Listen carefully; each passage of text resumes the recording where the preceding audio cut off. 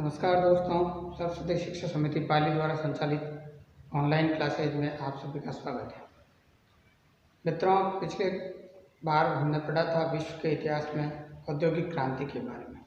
औद्योगिक क्रांति क्या होती है, कहाँ से शुरू हुई और इंग्लैंड से शुरू हुई, तो वहाँ से कौन से ऐसे कारण रहे जिनके कारण वहीं से शुरू हुई। आज हम पढ़ेंगे कि औद्योगिक क्रांति जो हुई उससे समाज जीवन में और समाज जीवन के विभिन्न क्षेत्रों में क्या क्या परिवर्तन आए। हम देखते हैं मित्रों की औद्योगिक क्रांति यानी कि कुटीर उद्योगों के स्थान पर बृहद उद्योगों ने ले लिया। हाथ से किए जाने वाले काम की जगह पर मशीनें आ गई। तो निश्चित रूप से ये परिवर्तन जो आज पढ़ेंगे वो भी यही है कि भाई किस प्रकार से जो हाथ से काम होते थे उनकी जगह किन किन प्रकार की मशीनों का और किन किन समय में उनका आविष्कार विभिन्न क्षेत्रों में किया गया। कहते हैं आवश्यकता आविष्कार की जननी है। जैसे जैसे हमको ज़रूरत पड़ती है हम वैसे वैसे नए आविष्कार या नई खोज में लग जाते हैं। औद्योगिक क्रांति हुई तो निश्चित रूप से क्रांतिकारी परिवर्तन है। और ऐसा नहीं कि ये केवल मशीनीकरण का युग था। इनका जो है खेती में भी, कृषि क्षेत्र में भी इसमें परिवर्तन आए, यातायात के साधनों में भी इसके कारण परिवर्तन आए, संचार क्षेत्र में भी इसके कारण परिवर्तन आए, और जो है कपड़ा उद्योग जो कि उस समय का प्रमुख उद्योग था उसके कारण या उसके अंदर भी कई प्रकार के परिवर्तन आए। सबसे पहले हम देखते हैं कृषि क्षेत्र में कौन कौन से परिवर्तन यहाँ पर हुए। तो औद्योगिक क्रांति कृषि क्षेत्र में परिवर्तन लाए बिना संभव नहीं थी। कृषि चूँकि हर एक उद्योग का, लगभग सभी उद्योगों का जो आधार, जो रॉ मटेरियल आता है वो कृषि या कृषि जनित उद्योगों से ही आता है और वहीं से उसी कच्चे माल के कारण जो है उद्योगों को अपना कच्चा माल मिल पाता है। लेकिन पुराने समय में जिन तरीक़ों से खेती की जाती थी, जिन तरीक़ों से कृषि की जाती थी, उन तरीक़ों से पर्याप्त उत्पादन नहीं हो पाता था, जिनके कारण जो समाज है, जो दूसरा वर्ग है जो औद्योगिक क्षेत्र में लगा हुआ है, उनकी आवश्यकताओं की पूर्ति नहीं हो पाती थी। कारखाना पद्धति के आने से जो खेती में रह गए उन लोगों को लगा कि अब कुछ अतिरिक्त उत्पादन किया जाए तो उससे कुछ न कुछ इनकम हो सकती है, उससे कुछ न कुछ कमाई हो सकती है। और जिस समय ये खेती फायदे का सौदा बनना प्रारंभ हुई या ऐसा लगा कि अब इससे फायदा हो सकता है, तो उस समय के पूंजीपति लोगों ने भी इस मुनाफे को कमाने के लिए कृषि में अपनी पूंजी लगाना शुरू किया। और जैसे ही बाहरी पूंजी कृषिगत कार्यों में लगने लगी तो उत्पादन को बढ़ाने के लिए विभिन्न प्रकार की मशीनों की आवश्यकता भी पड़ी। और इसी क्रम में लोगों ने नए नए प्रकार की मशीनों की खोज की। इसमें जो सबसे पहली खोज है वो है जैथ्रो द्वारा। जैथ्रो जो कि यॉर्कशायर का जमींदार था, इसने एक ऐसी मशीन का आविष्कार किया जिसको सीड ड्रिल कहते हैं। सीड ड्रिल का मतलब आप लोगों ने देखा होगा, आजकल भी ट्रैक्टर के पीछे लगता है, हल लगता है, उसके ऊपर एक पेटी बंधी हुई होती है और उस पेटी में से कुछ पाइप निकलते हैं जो कि उन हलों के पास में लगते हैं। उस पेटी को अनाज से भर देते हैं और फिर उसको चलाते हैं खेत में। तो उसका जो अंदर का बीज है वो एक एक करके उस हल के पीछे पीछे खेत में उसकी बुआई हो जाती है। उसी मशीन को सीड ड्रिल के नाम से जानते हैं। इसकी खोज के बाद में दूसरा नाम आता है टाउनशेंड का। टाउनशेंड ने एक सिद्धांत दिया, फसल चक्र का सिद्धांत। फसल चक्र का सिद्धांत का मतलब कि इस खेत में इस बार हमने गेहूँ बोया है तो अगली बार गेहूँ नहीं बोना, तो क्या बोना, तो अगली बार यहाँ पर चना बोएंगे, जिससे क्या होगा कि उसकी जो खेत की उर्वरा शक्ति है वो कमज़ोर नहीं हो, ख़त्म नहीं हो और उत्पादन बढ़ता जाए और खेत को पड़ती भी नहीं छोड़ना पड़े। नहीं तो पहले क्या होता था, 1 2 3 साल एक का फसल उस खेत में बोई जाती थी, फिर साल भर के लिए उस खेत को छोड़ दिया जाता था ताकि वो अपनी जो है उत्पादन क्षमता को वापस प्राप्त कर ले और उसके बाद में उसको। तो टाउनशेंड के फसल चक्र के सिद्धांत ने खेती को पड़ती छूटने से बचा लिया और उसके इस सिद्धांत ने उत्पादन में भी वृद्धि की। इसके बाद में आता है 1770 ईस्वी, रॉबर्ट बैकवेल का नाम, जिसने कहा कि खेती कर रहे हैं, इसका जो वेस्ट मटेरियल बाई प्रोडक्ट हमको मिल रहा है उसको हम पशुपालन में उपयोग कर सकते हैं। अपने खेतों में भी हम लोग देखते हैं, हम खेती करते हैं, उसके अंदर खरपतवार उगती है, घास उगती है, वो निकालते हैं और उसको क्या करते हैं, गाय को भैंस को डाल देते हैं। तो गाय भैंस का चारा आ गया, नहीं तो वो खेत से बाहर डालना पड़ता और गाय भैंस ने जो दूध दिया उसकी अतिरिक्त इनकम भी हो गई। तो ये बड़ा सिद्धांत रॉबर्ट बैकबेल ने दिया था कि भाई खेती के साथ साथ पशुपालन किया जा सकता है और उससे भी उत्पादन को बढ़ाया जा सकता है। 1793 ईस्वी में रिटन, अमेरिका का एक व्यक्ति था, इसने अनाज से भूसा अलग करने की मशीन का निर्माण किया। अपने यहाँ पर जिसको थ्रेशर कहते हैं, ट्रैक्टर के पीछे लगता है बड़ी सी मशीन, एक तरफ से अनाज डाला जाता है, एक तरफ से भूसा बाहर, एक तरफ से बीज अनाज बाहर, गेहूँ है तो गेहूँ बाहर, चना है तो चना अलग। तो बहुत तेज़ी से यह काम होने लगा, नहीं तो ये काम बहुत समय लगता था इसमें और श्रम लगता था। इस थ्रेशर के बाद में 1834 ईस्वी में मैककॉर्मिक साइरस का व्यक्ति है ये, इसने जो है फसल काटने वाली मशीन का आविष्कार किया। आप देखते हैं ट्रैक्टर के आगे लगता है रिपर कहते हैं जिसको, नीचे ब्लेड्स लगी हुई होती है और वो गोल घूमती है, ट्रैक्टर के साथ वो आगे चलती है और फसल को काट काट करके एक तरफ डालते जाती है, जिससे वो कूड़ा भी बनता रहता है और फसल भी कट करके एक तरफ हो जाती है। बहुत तेज़ी से ये काम करती है। तो ये अकेला ट्रैक्टर 1 घंटे में 10 लोगों जितना काम, 10 लोग पूरे दिन में जितना काम करते हैं उतना ये रिपर 1 घंटे में काम करके छोड़ देता है। ये तो थे कृषि क्षेत्र में आए परिवर्तन। इसके बाद में हम देखते हैं वस्त्र उद्योग में क्या क्या परिवर्तन आए। तो जिस समय तक भारत पर ईस्ट इंडिया कंपनी का अधिकार, राजनीतिक अधिकार नहीं हो गया था, उस समय तक इंग्लैंड में कपड़ा, सूती कपड़ा जो जाता था वो भारत से जाता था। लेकिन जैसे ही भारत पर ईस्ट इंडिया कंपनी का अधिकार हुआ, उधर औद्योगिक क्रांति हो गई, उनको जो है मशीनों से कपड़ा बनाना आता था और वो बहुत तेज गति से बनता था, तो उनके लिए उनको कच्चा माल भी ज़्यादा चाहिए था। तो ईस्ट इंडिया कंपनी के राजनीतिक अधिकार के बाद से इंग्लैंड जो है भारत से और दूसरे अपने उपनिवेशों से सूती कपड़े के साथ साथ कच्चा माल यानी कपास का भी आयात करने लगा और धीरे धीरे वो केवल कपास का आयात ही करने लगा और वहाँ से कपड़ा बना करके उस सूती कपड़े का निर्यात किया जाने लगा। इसमें 1733 ईस्वी में जॉन के द्वारा या जॉन के नामक व्यक्ति ने एक फ्लाइंग शटल लूम का खोज की। फ्लाइंग शटल लूम के कारण क्या हुआ कि ये एक चौड़ा सा करगा टाइप का था जिसमें कि चौड़ा कपड़ा बन सकता था, नहीं तो एक निश्चित व्यक्ति बना सकता था, वो कम चौड़ा बनता था। लेकिन फ्लाइंग शटल लूम के कारण अब ज़्यादा चौड़ा कपड़ा निर्माण किया जाने लगा। इसके बाद 1765 ईस्वी में हम देखते हैं जेम्स हारग्रीव्स नामक व्यक्ति ने कताई की मशीन बनाई और इसने जो मशीन बनाई उससे एक साथ में कई धागे बनाए जा सकते थे। पहले चरखे से धागा निर्माण किया जाता था, अब चरखे से एक व्यक्ति एक समय में कितना निर्माण करेगा, लगातार उसको चलाना, इधर से उस धागे को खींचना और बनाना। महात्मा गांधी वगैरह को आपने देखा होगा, चरखा चलाते थे। जेम्स हारग्रीव्स ने एक बड़ा चरखा ही मान लो उसको, एक बड़े चरखे का निर्माण कर दिया जिसको इसने एक साथ कई धागे बन सकते थे।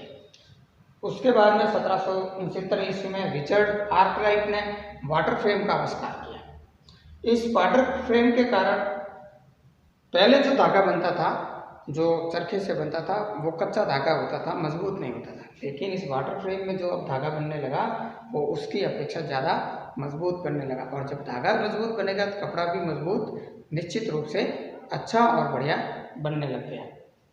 1779 ईस्वी में सैमुअल क्रॉम्पटन द्वारा म्यूल का निर्माण किया गया। ये म्यूल, ये भी धागा ही बनाने का आइटम था, इससे भी धागा मजबूत और बढ़िया धागा बनने लगा। फिर 1787 ईस्वी में एडमंड कार्टराइट द्वारा पावर लूम अभी पाली में आपने देखा होगा, पावर लूम प्रोजेक्ट लगा हुआ है। उमेद मिल जो है ये भी पावर लूम प्रोजेक्ट पर काम करती है। पाली की जितनी भी कपड़ा फैक्ट्रियाँ हैं सब में पावर लूम लगे हुए हैं और उन पावर लूम्स पर ये क्या होते थे, मशीन से चलते थे, शक्ति से चलते थे, भाप से, कोयले से, उनसे चलते थे और तेज़ी से काम करते थे। इसके कारण जो है पूरे वस्त्र उद्योग में एक आमूलचूल परिवर्तन आया और तेज़ी से कपड़े का निर्माण होने लगा। अगला परिवर्तन हम लोग देखते हैं लौह उद्योग में। तो लौह उद्योग में क्या है, तो इंग्लैंड में जो है लोहा और कोयले की खानें पास पास में थी। इसके कारण भी इसका हमने पढ़ा था औद्योगिक क्रांति किस कारण से इंग्लैंड से शुरू हुई, इसमें एक कारण ये भी था कि लोहे की और कोयले की खदानें पास पास थी। लोहे से लोहा कच्ची मात्रा में निकलता था, कच्ची अवस्था में, जिसको हम लोह अयस्क कहते हैं। तो उस लोह अयस्क को जो है गला करके उसमें से अशुद्धियाँ अलग करके फिर उसको शुद्ध किया जाता था। इसके लिए जिसका प्रयोग किया जाता था उसको कहते हैं धमन पट्टी। और इस धमन पट्टी का आविष्कार किया था अब्राहम डर्बी ने 1709 ईस्वी में। 1709 ईस्वी में अब्राहम डर्बी ने जो है धमन पट्टी का आविष्कार किया।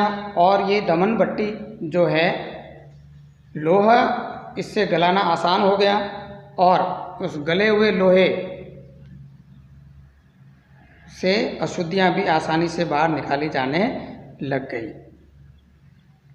इसके बाद में हम देखते हैं 1711 से 1768 ईस्वी के बीच में द्वितीय डर्बी नाम का व्यक्ति आया। उस द्वितीय डर्बी ने ढलवा लोहे से पिटवा लोहा बनाना शुरू किया। पहले क्या होता था, लोहा अयस्क को गला करके बाहर निकालते थे, अशुद्धियाँ थोड़ी बहुत रहती, साफ हो जाता काम, उसी को ढाल करके बनाते थे। लेकिन डर्बी ने बताया कि इसको पीट करके, आपने देखा होगा लोहा जो लोहे का काम करता है और वो बराबर उसको पहले गर्म करता है लोहे को, फिर उस पर हथौड़े से वार करके या घन से वार करके उसको ऊंट कुल्हाड़ी इत्यादि रूप में देता है और वो ज़्यादा मजबूत होता है उससे। तो पिटवा लोहा ज़्यादा मजबूत होता है। इसका आविष्कार सबसे पहले किसने किया, द्वितीय डर्बी ने। इसके बाद में अगला हम देखते हैं 1740 से 1823 ईस्वी में हेनरी कॉट नामक व्यक्ति ने आलोडन भट्टी का आविष्कार किया। इस आलोडन भट्टी से क्या होता था, जो लोहा पिघलता था उसको आसानी से शुद्ध किया जा सकता था।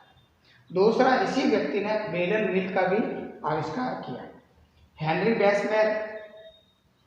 बेसेमर ने, अब क्या होता था कि जैसे बड़ी सी लोहे की मशीन है, लोहा काम कर रहा है लेकिन पानी वानी सब उसमें लगता था, कपड़ा उद्योग था, तो उससे धीरे धीरे उस लोहे पर जंग लगने लग गई और वो जल्दी खराब होने लग गया।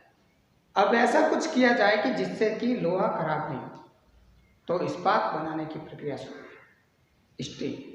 स्टील पहले भी बनता था, उसमें कार्बन मैग्नीज वगैरह लोहे में मिला करके उसको बनाया जाता था। लेकिन हेनरी बेसेमर ने एक प्रक्रिया का या एक तकनीक का आविष्कार किया जिसे बेसेमर प्रणाली या बेसेमर प्रक्रिया कहते हैं। उस बेसेमर प्रक्रिया के कारण बहुत ज़्यादा उच्च क्वालिटी का इस्पात निर्मित होने लगा। उसके बाद में अगला क्षेत्र है परिवहन का क्षेत्र। हमने माल निकाल लिया, माल बना दिया, लेकिन उसको एक स्थान से दूसरे स्थान पर ट्रांसपोर्ट करना भी पड़ता है और उस ट्रांसपोर्टेशन में जो खर्चा होता है उसके अकॉर्डिंग उस सामान की कीमत तय की जाती है, क्योंकि ट्रांसपोर्टेशन का खर्चा ज़्यादा लगता था। सड़क मार्ग से किसी भी सामग्री को लाना ले जाना और भी ज़्यादा महंगा पड़ता था और उस समय सड़कें भी इतनी अच्छी थी नहीं, वो टूट जाती थी, तो उनको वापस बार बार बनाना, उसका खर्च भी उन्हीं पर जोड़ा जाता था। आजकल आप देखते हैं सड़क बनती है, टोल नाका लग जाता है, वहाँ से गाड़ी जो भी जाएगी टोल भरेगी फिर आगे जाएगी, यानी कि वो सड़क सरकार ने बनाई जरूर है लेकिन आपके पैसे से बनी है और जब तक वो पूरा पैसा वसूल नहीं कर लेते हैं, कई बार तो उसका दुगना तिगना वसूल किया जाता है, तब तक वो टोल चलता रहता है। अपने रोहित के आसपास में 2 टोल लगे हुए हैं, आपने देखा होगा, एक इधर खाड़ा के पास में, एक इधर नीमली के पास में, एक आगे इधर सिंगारी के पास में भी। यानी ये सारी सड़कें जो आप देख रहे हैं, इन सब सड़कों का मूल्य हम चुका करके फिर उस सड़क का उपयोग कर पाते हैं। इसी को हम लोग कहते हैं कि टोल प्रणाली से या अंशदान प्रणाली से बनता है। तो ये सड़कें मजबूत बने, इसके लिए क्या करें, तो सबसे पहले जो है मकडम था, स्कॉटलैंड का। मकडम ने एक नई प्रणाली का विकास किया। उसने कहा बड़े पत्थर, जो बड़े बड़े पत्थर हैं पहले उनको बिछाओ सड़क पर, उसके बाद में उस पर छोटे पत्थर डालो, फिर उस पर मिट्टी और ये डाल करके उसको कूट काट करके जमा करके उसको बढ़िया सड़क बनाओ, ये ज़्यादा मजबूत सड़क बनेगी बनस्पत की केवल मिट्टी से बनने वाली सड़क के। तो इससे क्या हुआ, अब सड़क मजबूत बनने लगी, कम टूटने लगी। दूसरा, सड़कों से परिवहन अब खर्चीला था, सड़कों से जाएंगे ज़्यादा खर्च आएगा तो क्या करें, तो एक स्थान से दूसरे स्थान को जोड़ करके उनके बीच में नहरें निकाली गई। उन नहरों में जहाज़ों के द्वारा आवागमन किया जाने लगा और ये ज़्यादा सस्ता पड़ने लगा, क्योंकि जाते वक्त पानी के बहाव के साथ में जहाज़ बह जाता था और वो बिना किसी खर्च के चल पाता था। इसलिए नहरों के द्वारा यानी जल परिवहन ज़्यादा सस्ता पड़ने लगा। इंग्लैंड की जो सबसे पहली नहर है वो 1761 ईस्वी में जेम्स ब्रिडली द्वारा निर्मित की गई। हालांकि भारत में जो सबसे पहली नहर वो फिरोज तुगलक के समय में बन गई थी, यानी इनसे भी पहले नहर बनाना हमने सीखा था और हमारे लोगों ने सबसे पहले, सिकंदर लोदी ने जो है अपने लोगों के सुख सुविधा के लिए, अपने लोगों की आराम के लिए एक नहर का निर्माण कराया था, ताकि खेती के लिए अपने किसानों को जो है पानी की तकलीफ देखनी नहीं पड़े। फिरोज तुगलक ने, मोहम्मद बिन तुगलक ने, इन लोगों ने नहरें बनवाई थी अपने किसानों के लिए। तो हमने बहुत पहले नहर का विकास कर लिया था, लेकिन इंग्लैंड की पहली नहर जेम्स ब्रिडली द्वारा 1761 में वर्सली कैनाल के नाम से बनी थी। 1768 से लेकर के 96 ईस्वी तक ये वो काल है जिसको हम इंग्लैंड में या यूरोप में नहरोन्माद का काल कहते हैं। एक उन्माद सा, एक उत्तेजना सी उस समय लोगों में थी नहरें बनाने की, और उस समय खूब सारी नहरों का निर्माण किया गया। इसके बाद आगे हम देखते हैं 1869 ईस्वी में फ्रांस का इंजीनियर था फर्टिनोत द लेस्पेथ। फर्टिनोत द लेस्पेथ ने देखा कि जो है जलयान का जो मार्ग है वो यूरोप से लेकर के साइड में हम देखते हैं तो नीचे अफ्रीका से चक्कर लगाते हुए फिर जाना पड़ता था। क्यों जाना पड़ता था? क्योंकि ये जो माना कि यहाँ पर ये यूरोप है, ये यूरेशिया, और यहाँ पर ये इस प्रकार से अफ्रीका महाद्वीप है जी, और यहाँ से थोड़ा सा जुड़ा होता है। इसके एक तरफ भूमध्य सागर है, एक तरफ लाल सागर है। ये इतना सा मार्ग अगर मिल जाए तो जहाज़ों को, यात्रियों को इधर इतना चक्कर लगाना नहीं पड़ेगा। इसके लिए फर्टिनोत द लेस्पेथ ने दिमाग लगाया और उसने एक नहर का निर्माण करवाया और उसने इन दोनों सागरों को जोड़ दिया। इस नहर का नाम दिया गया स्वेज नहर। ये स्वेज नहर बन जाने से इतना लंबा चौड़ा चक्कर बच गया। इससे जहाज़ों का ईंधन बचा, समय जो लगता था वो बच गया, और बहुत ज़्यादा या तेज़ी से जो है परिवहन शुरू हो गया। 1807 ईस्वी रॉबर्ट फुल्टन ने वाष्प चलित नौका का निर्माण किया। भाप से चलने वाली नौका का निर्माण कर दिया, आविष्कार कर दिया। इससे क्या होने लगा? परिवहन तेज हो गया, नौका तेज चलने लगी। 1814 ईस्वी में जॉर्ज स्टीफेंस ने भाप के इंजन, जिसका नाम उन्होंने रॉकेट, क्या नाम दिया? रॉकेट नाम दिया। इस रॉकेट नाम के इंजन का आविष्कार 1814 में कर दिया। इसके कारण जो है अब रेल यातायात का दिमाग में आया कि क्यों नहीं एक ऐसी चीज़ बनाई जाए जिसमें खूब सारे डब्बे लग जाए, खूब सारी ट्रकें पीछे जुड़ जाए और बहुत सारा माल एक साथ चला जाए।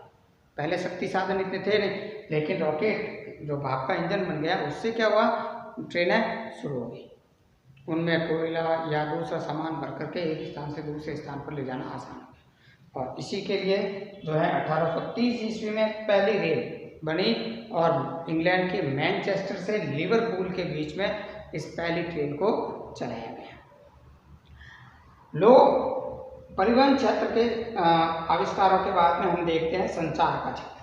तो हर युग में या हर काल में जब विकास होता है तो हर प्रकार के क्षेत्र में विकास होता है।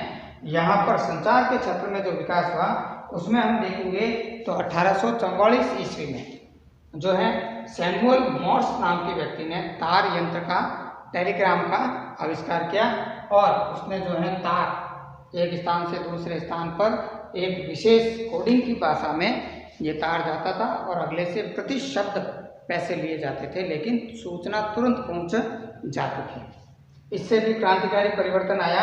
1876 ईस्वी में ग्राम बेल के द्वारा इसने टेलीफोन का आविष्कार किया। आज की पीढ़ी और आने वाली पीढ़ी शायद ये टेलीफोन भी नहीं देखे, लेकिन ये टेलीफोन जो एक जगह लगता था और तार से कनेक्ट होता था। उसके बाद में मोबाइल इसी का विकसित रूप बन गया है। इसके बाद में हम देखते हैं कि ये सारे परिवर्तन इस औद्योगिक क्रांति के कारण आए, लेकिन इस औद्योगिक क्रांति के परिणाम क्या रहे कि उसने समाज जीवन पर, समाज में क्या प्रभाव डाला। तो औद्योगिक क्रांति के परिणामों को हम 4 भागों में बांट करके देखते हैं: आर्थिक क्षेत्र, राजनीतिक क्षेत्र, वैचारिक क्षेत्र और सामाजिक क्षेत्र। आर्थिक क्षेत्र में अगर हम देखें तो इससे उत्पादन या वाणिज्य में एक तेजी है, उत्पादन में तेजी है और उससे एक असंतुलित वृद्धि हुई। असंतुलित वृद्धि होने के कारण जो है आर्थिक क्षेत्र का संतुलन बिगड़ गया। पूंजीपति बहुत पूंजीपति हो गया, गरीब और गरीब हो गया। एक दूसरा जो इसमें हम देखते हैं जो परिवर्तन आया वो ये आया कि जो है मजदूर वर्ग गांवों में कृषि में लगा हुआ था, वो पलायन करके शहरों की तरफ आ गया। तो शहरों का विकास हुआ, नगरों का विकास हुआ। नगरों का विकास हुआ तो परिवार अपने कुटीर उद्योगों का विनाश हो गया। जो गांवों में छोटे मोटे कुटीर उद्योग चल रहे थे उनका विनाश हो गया और अब जो है बड़े बृहद उद्योगों का विकास होने लगा।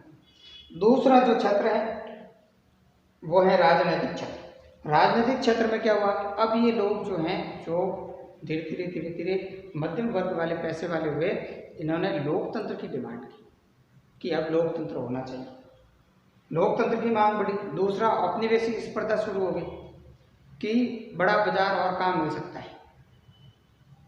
फ्रांस ने सोचा मैं अपना बाजार बढ़ाऊं इसलिए मैं ज़्यादा से ज़्यादा देशों को जीतूं। इंग्लैंड ने सोचा मैं अपना व्यापार बढ़ाऊं इसलिए मैं ज़्यादा से ज़्यादा देश जीतूं। इंग्लैंड, फ्रांस, पुर्तगाल, हॉलैंड, स्पेन, ये सब जो है उपनिवेश बढ़ाने के चक्कर में लग गए। तो एक स्पर्धा से शुरू हो गई। सामाजिक जीवन को अगर हम देखें तो इसमें नैतिक मूल्यों में गिरावट आने लगी। जैसे जैसे पैसा कमाने लगे लोग वैसे वैसे अनैतिक होते गए। इनमें मानव मूल्यों का अपघटन भी हम देखते हैं। परिवार जो पहले संयुक्त परिवार व्यवस्था में थे वो टूटने लगे और एकल परिवारों में बंटने लगे। फिर वैचारिक स्तर पर अगर हम देखें तो इस समय आर्थिक उदारवाद का उदय हुआ और समाजवाद का उदय हुआ। इस समय एक सामान्य व्यक्ति के विकास के बारे में भी सोचा जाने लगा। यही समाजवाद था कि इस पूरे समाज का समान रूप से विकास होना चाहिए। इस प्रकार औद्योगिक क्रांति ने जो है एक आमूलचूल परिवर्तन उस समय के युग में लाया। इस पूरे के पूरे वर्तमान जो आधुनिक समाज है इसका जो आधारशिला हम कहें तो भी इसको हम लोग कह सकते हैं। धन्यवाद।